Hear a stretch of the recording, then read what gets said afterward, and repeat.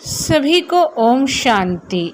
आज है 20 जून 2024। प्रातः मुरली बाप दादा मधुबन।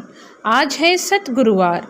मीठे बच्चे, अब चने मुट्ठी के पीछे अपना समय बर्बाद नहीं करो। अब चने मुट्ठी के पीछे अपना समय बर्बाद नहीं करो। अब बाप के मददगार बन बाप का नाम वाला करो। प्रश्न: इस ज्ञान मार्ग में तुम्हारे कदम आगे बढ़ रहे हैं, उसकी निशानी क्या है? उत्तर में बाबा बोले, जिन बच्चों को शांति धाम और सुख धाम सदा याद रहता है, याद के समय बुद्धि कहाँ पर भी भटकती नहीं है, बुद्धि में व्यर्थ के ख्यालात नहीं आते, बुद्धि एकाग्र है, झुटका नहीं खाते, खुशी का पारा चढ़ा हुआ है, तो इससे सिद्ध है कि कदम आगे बढ़ रहे हैं। क्या कहा बाबा ने कि जिन बच्चों को शांति धाम और सुख धाम सदा याद रहता है, याद के समय बुद्धि कहाँ पर भी भटकती नहीं है, बुद्धि में व्यर्थ के ख्यालात नहीं आते, बुद्धि एकाग्र है, झुटका नहीं खाते, खुशी का पारा चढ़ा हुआ है, तो इससे सिद्ध है कि कदम आगे बढ़ रहे हैं। ओम शांति। बच्चे इतना समय यहाँ बैठे हैं, दिल में भी आता है कि हम जैसे शिवालय में बैठे हैं, शिव बाबा भी याद आ जाता है, स्वर्ग भी याद आ जाता है, याद से ही सुख मिलता है। यह भी बुद्धि में याद रहे, हम शिवालय में बैठे हैं तो भी खुशी होगी। जाना तो आखिरन सभी को शिवालय में है, शांति धाम में कोई को बैठ नहीं जाना है। वास्तव में शांति धाम को भी शिवालय कहेंगे, सुख धाम को भी शिवालय कहेंगे। दोनों स्थापन करते हैं। तुम बच्चों को याद भी दोनों को करना है। हम बच्चों को क्या करना है? याद भी दोनों को करना है। वह शिवालय है शांति के लिए और वह शिवालय है सुख के लिए। यह है दुख धाम। अभी तुम संगम पर बैठे हो। शांति धाम और सुख धाम के सिवाय और किसकी भी याद नहीं होनी चाहिए। क्या कह रहे हैं बाबा कि शांति धाम और सुख धाम के सिवाय और किसकी भी याद नहीं आनी चाहिए। भल कहाँ भी बैठे हो, धंधे आदि में बैठे हो, तो भी बुद्धि में दोनों शिवालय याद आने चाहिए। दुख धाम भूल जाना है। बच्चे जानते हैं यह वैश्यालय दुख धाम अब खत्म हो जाना है। क्या होने वाला है? अब यह वैश्यालय दुख धाम क्या होने वाला है? अब खत्म हो जाना है। यहाँ बैठे तुम बच्चों को झुटका आदि भी नहीं आना चाहिए। बहुतों की बुद्धि कहाँ कहाँ और तरफ चली जाती है, माया के विघ्न पड़ते हैं। तुम बच्चों को बाप घड़ी घड़ी कहते हैं, बच्चे मन मना भव, भिन्न भिन्न प्रकार की युक्तियाँ भी बतलाते हैं। यहाँ बैठे हो, बुद्धि में यह याद करो कि हम पहले शांति धाम शिवालय में जाएंगे, फिर सुख धाम में जाएंगे। क्या होगा? पहले हम शांति धाम शिवालय में जाएंगे, फिर सुख धाम में आएंगे। ऐसा याद करने से पाप कटते जाएंगे। जितना तुम याद करते हो उतना कदम बढ़ाते हो। यहाँ और कोई ख्यालात में नहीं बैठना चाहिए, नहीं तो तुम औरों को नुकसान पहुँचाते हो, फायदे के बदले और ही नुकसान करते हो। आगे जब बैठते थे तो सामने कोई को जांच करने के लिए बिठाया जाता था। कौन झुटका खाते हैं, कौन आंखें बंद कर बैठते हैं, तो बड़ा खबरदार रहते थे। बाप भी देखते थे इनका बुद्धि योग कहाँ भटकता है, क्या या झुटका खाते हैं क्या। तो आज की मुरली में बाबा हमें बता रहे हैं कि याद में कैसे बैठना चाहिए। फ़ायदे के बदले और ही नुकसान करते हो। आगे जब बैठते थे तो सामने कोई को जांच करने के लिए बिठाया जाता था। कौन झुटका खाते हैं, कौन आंखें बंद कर बैठते हैं, तो बड़ा खबरदार रहते थे। बाप भी देखते थे इनका बुद्धियोग कहाँ भटकता है, क्या या झुटका खाते हैं क्या। ऐसे भी बहुत आते हैं जो कुछ भी समझते नहीं हैं। ब्राह्मणियाँ ले आती हैं। शिव बाबा के आगे बच्चे बड़े अच्छे होने चाहिए जो गफलत में नहीं रहें, क्योंकि यह कोई ऑर्डिनरी टीचर नहीं, बाप बैठ सिखलाते हैं, यहाँ बहुत सावधान होकर बैठना चाहिए। बाबा 15 मिनट शांति में बिठाते हैं, तुम तो घंटा 2 घंटा बैठते हो। सब तो महारथ ही नहीं हैं, जो कच्चे हैं उनको सावधान करना है। सावधान करने से सुजाग हो जाएंगे। जो याद में नहीं रहते, व्यर्थ ख्यालात चलाते रहते हैं, वह जैसे विघन डालते हैं, क्योंकि बुद्धि कहाँ न कहाँ भटकती है। महारथी, घोड़ेसवार, प्यादे सब बैठे हैं। बाबा आज विचार सागर मंथन करके आए थे। म्यूजियम में अथवा प्रदर्शनी में तुम बच्चे जो शिवालय, वैश्यालय और पुरुषोत्तम संगम युग तीनों ही बताते हो, ये बहुत अच्छा है समझाने के लिए। क्या कहा? म्यूजियम में अथवा प्रदर्शनी में तुम बच्चे जो शिवालय, वैश्यालय और पुरुषोत्तम संगम युग तीनों ही बताते हो, ये बहुत अच्छा है समझाने के लिए। यह चित्र बहुत बड़े बड़े बनाने चाहिए। सबसे अच्छा बड़ा हॉल इनके लिए होना चाहिए, जो मनुष्यों की बुद्धि में झट बैठे। बच्चों का विचार चलना चाहिए कि इसमें हम इम्प्रूवमेंट कैसे लाएं। पुरुषोत्तम संगम युग बहुत अच्छा बनाना चाहिए, उससे मनुष्यों को बहुत अच्छी समझानी मिल सकती है। क्या कह रहे हैं? पुरुषोत्तम संगम युग बहुत अच्छा बनाना चाहिए, उससे मनुष्यों को बहुत अच्छी समझानी मिल सकती है। तपस्या में भी तुम 5-6 को बिठाते हो, परंतु नहीं 10-15 को तपस्या में बिठाना चाहिए। बड़े बड़े चित्र बनाकर क्लियर अक्षर में लिखना चाहिए। तुम इतना समझाते हो, फिर भी समझते थोड़े ही हैं। बाबा कह रहे हैं, तुम इतना समझाते हो, फिर भी समझते थोड़े ही हैं। तुम मेहनत करते हो समझाने के लिए, पत्थर बुद्धि है ना। आज सतगुरुवार की वाणी में बाबा आगे कहते हैं, तपस्या में भी तुम 5-6 को बिठाते हो, परंतु नहीं 10-15 को तपस्या में बिठाना चाहिए। बड़े बड़े चित्र बनाकर क्लियर अक्षर में लिखना चाहिए।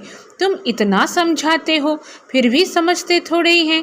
तो मेहनत करते हो समझाने के लिए, पत्थर बुद्धि है ना। तो जितना हो सके अच्छी रीति समझाना चाहिए।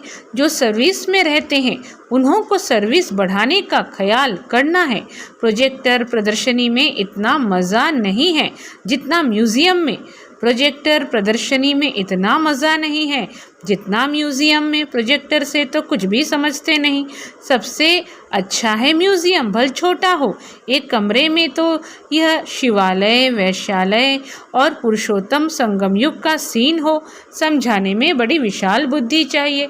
बेहद का बाप, बेहद का टीचर आए हैं तो बैठ थोड़े ही जाएंगे कि बच्चे MA BA पास कर लें। क्या कहते हैं बाबा कि बेहद का बाप, बेहद का टीचर आए हैं तो बैठ थोड़े ही जाएंगे कि बच्चे MA BA पास कर लें। बाप बैठा थोड़े ही रहेगा, थोड़े टाइम में चला जाएगा। बाकी थोड़ा समय है तो भी जागते नहीं। अच्छी अच्छी जो बच्चियां होंगी वह कहेंगी कि इन 400-500 रुपये के लिए क्यों हम मुफ्त अपना टाइम बर्बाद करें। फिर शिवालय में हम क्या पद पाएंगे। बाबा देखते हैं कुमारियां तो फ्री हैं, भले कितना भी बड़ा पगार हो तो भी यह तो जैसे मुट्ठी में चने हैं, यह सब खलास हो जाएंगे, कुछ भी रहेगा नहीं। बाप चने मुट्ठी अब छुड़ाने आए हैं। बाबा क्या करने आए हैं? बाप चने मुट्ठी अब छुड़ाने आए हैं, परंतु छोड़ते ही नहीं हैं। उसमें है चने मुट्ठी, इसमें है विश्व की बादशाही। किस में चने मुट्ठी है? बाहर के जॉब वगैरह में, उसमें है चने मुट्ठी, इसमें है विश्व की बादशाही। वह तो पाई पैसे के चने हैं, उनके पिछाड़ी कितना हैरान होते हैं। कुमारियाँ तो फ्री हैं, वह पढ़ाई तो पाई पैसे की है। उनको छोड़ ये नॉलेज पढ़ते रहें तो दिमाग भी खुले। ऐसी छोटी छोटी बच्चियाँ बड़ों बड़ों को बैठ नॉलेज दें। बाप आए हैं शिवालय स्थापन करने। यह तो जानते हैं कि यहाँ का सब कुछ मिट्टी में मिल जाना है। यह चने भी नसीब में नहीं आएंगे। किसकी मुट्ठी में 5 चने अर्थात 5 लाख होंगे, यह भी ख़त्म हो जाएंगे। अभी टाइम बहुत थोड़ा है।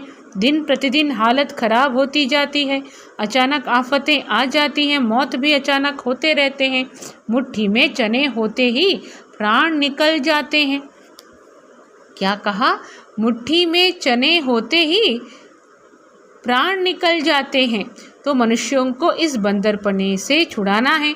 सिर्फ म्यूजियम देख खुश नहीं होना है, कमाल कर दिखाना है, मनुष्यों को सुधारना है। बाप तुम बच्चों को विश्व की बादशाही दे रहे हैं, बाकी तो भूगरा चना भी किसको नसीब में नहीं आएगा, सब खत्म हो जाएंगे। इससे तो क्यों ना बाप से बादशाही ले लो, कोई तकलीफ की बात नहीं, सिर्फ बाप को याद करना है और स्वदर्शन चक्र फिराना है। भूगरों से चनों से मुट्ठी खाली कर, हीरे जवाहरों से मुट्ठी भर कर जाना है। क्या करना है? भूगरों से यानी चनों से मुट्ठी खाली कर, हीरे जवाहरों से मुट्ठी भर कर जाना है। बाप समझाते हैं, मीठे बच्चे, इन चने मुट्ठी के पिछाड़ी तुम अपना समय क्यों बर्बाद करते हो? हाँ, कोई बुजुर्ग हैं, बाल बच्चे बहुत हैं तो उनको संभालना होता है। कुमारियों के लिए तो बहुत सहज है, कोई भी आए तो उनको समझाओ कि बाप हमको ये बादशाही देते हैं तो बादशाही लेनी चाहिए ना। अभी तुम्हारी मुट्ठी हीरों से भर रही है, हमारी मुट्ठी हीरों से भर रही है, बाकी और तो सब विनाश हो जाएंगे। बाप समझाते हैं, तुमने 63 जन्म पाप किए हैं। दूसरा पाप है बाप और देवताओं की ग्लानि करना, विकारी भी बने हैं और गाली भी दिया है। बाप की कितनी ग्लानि की है। बाप बच्चों को बैठ समझाते हैं, बच्चे टाइम नहीं गंवाना चाहिए, ऐसे नहीं बाबा हम याद नहीं कर सकते। बोलो बाबा हम अपने को आत्मा याद नहीं कर सकते, अपने को भूल जाते हैं। देह अभिमान में आना गोया अपने को भूलना, अपने को आत्मा याद नहीं कर सकते तो बाप को फिर कैसे याद करेंगे? अपने को आत्मा याद नहीं कर सकते तो बाप को फिर कैसे याद करेंगे? बहुत बड़ी मंजिल है, सहज भी बहुत है, बाकी हाँ माया का ऑपोजिशन होता है। बाकी क्या होता है?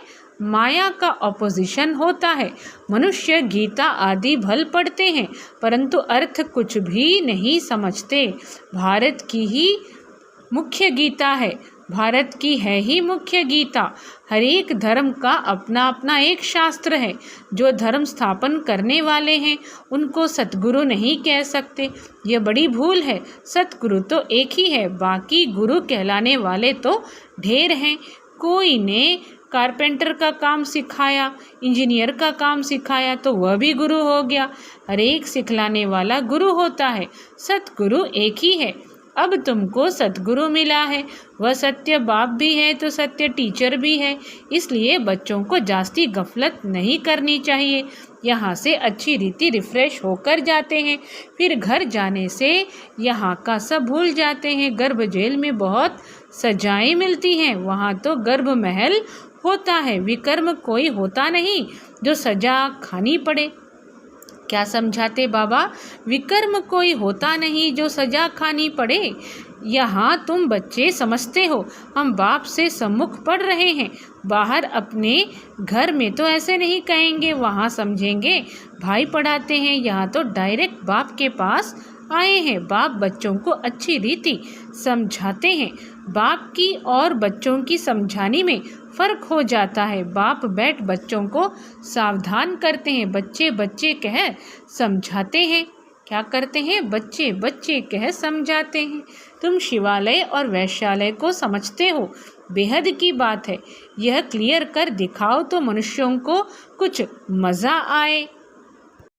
तो शिव बाबा आगे कहते हैं, बाप बैठ बच्चों को सावधान करते हैं, बच्चे बच्चे कह समझाते हैं। तुम शिवालय और वैश्यालय को समझते हो, बेहद की बात है। यह क्लियर कर दिखाओ तो मनुष्यों को कुछ मज़ा आए। वहाँ तो ऐसे ही हंसी कुड़ी में समझाते हो, सीरियस हो समझाओ तो अच्छी रीति समझे, रहम करो अपने पर। क्या इस वैश्यालय में ही रहना है? बाबा के ख्यालात तो चलते हैं ना, कैसे कैसे समझाएं। बच्चे कितनी मेहनत करते हैं, फिर भी जैसे डिब्बी में ठिकरी। हाँ हाँ करते जाते, बहुत अच्छा है। गांव में समझाना चाहिए, खुद नहीं समझते, साहूकार पैसे वाले लोग तो समझेंगे भी नहीं, बिल्कुल अटेंशन ही नहीं देंगे, वह पिछाड़ी में आएंगे, फिर तो टू लेट हो जाएंगे, ना उनका धन काम में आएगा, ना योग में रह सकेंगे। बाकी हाँ, सुनेंगे तो प्रजा में आएंगे। गरीब बहुत ऊंच पद पा सकते हैं। तुम कन्याओं के पास क्या है? कन्याओं को गरीब कहा जाता है क्योंकि बाप का वर्षा तो बच्चे को मिलता है। बाकी कन्यादान दिया जाता है तब विकार में जाती हैं। विकार में जाती हैं। कहेंगे शादी करो तो पैसे देंगे, पवित्र रहना है तो एक पाई भी नहीं देंगे। मनोवृत्ति देखो कैसी है। तुम कोई से भी डरो मत, खुली रीति समझाना चाहिए, फुर्त होना चाहिए। क्या होना चाहिए? फुर्त होना चाहिए। तुम तो बिल्कुल सच कहते हो। यह है संगम युग। उस तरफ है चने मुट्ठी, इस तरफ है हीरों की मुट्ठी। अभी तुम बंदर से मंदिर लायक बनते हो। पुरुषार्थ कर हीरे जैसा जन्म लेना चाहिए ना। शक्ल भी बहादुर शेरनी जैसी होनी चाहिए। कोई कोई की शक्ल जैसे रीढ़ बकरी मिसल है, थोड़ा आवाज़ से डर जाएंगे तो बाप सभी बच्चों को खबरदार करते हैं। कन्याओं को तो फंसना नहीं चाहिए, और ही बंधन में फंसेंगे तो फिर विकार के लिए डंडे खाएंगे। ज्ञान अच्छी रीति धारण करेंगी तो विश्व की महारानी बनेंगी। बाप कहते हैं मैं तुमको विश्व की बादशाही देने आया हूँ, परंतु किसी किसी के नसीब में नहीं है। बाप है ही गरीब निवास। गरीब हैं कन्याएं, माँ बाप शादी नहीं करा सकते हैं तो दे देते हैं, तो उनको नशा चढ़ना चाहिए। हम अच्छी रीति पढ़कर पद तो अच्छा पाएं। अच्छे स्टूडेंट जो होते हैं वह पढ़ाई पर ध्यान देते हैं, हम पास विद ऑनर हो जाएं, उनको ही फिर स्कॉलरशिप मिलती है। जितना पुरुषार्थ करेंगे उतना ऊंच पद पाएंगे। वह भी 21 जन्म लिए। यहाँ है अल्पकाल का सुख। आज कुछ मर्तबा कल मौत आ गया खलास। आज कुछ मर्तबा कल मौत आ गया खलास। योगी और भोगी में फ़र्क है ना। तो बाप कहते हैं गरीबों पर ज़्यादा अटेंशन दो, साहूकार मुश्किल उठाएंगे। सिर्फ कहते बहुत अच्छा है, यह संस्था बहुत अच्छी है, बहुतों का कल्याण करेगी, अपना कुछ भी कल्याण नहीं करते। बहुत अच्छा कहा, बाहर गए खलास। माया डंडा उठाकर बैठी है। माया डंडा उठाकर बैठी है, जो हौसला ही गुम कर देती है। एक ही थप्पड़ लगाने से अक्ल चट कर देती है। बाप समझाते हैं भारत का हाल देखो क्या हो गया है। बच्चों ने ड्रामा को तो अच्छी रीति समझा है। अच्छा, मीठे मीठे सिखी लधे बच्चों प्रति माता पिता बाप दादा का याद प्यार और गुड मॉर्निंग। रूहानी बाप की रूहानी बच्चों को नमस्ते। हम रूहानी बच्चों की रूहानी माता पिता बाप दादा को याद प्यार गुड मॉर्निंग और नमस्ते।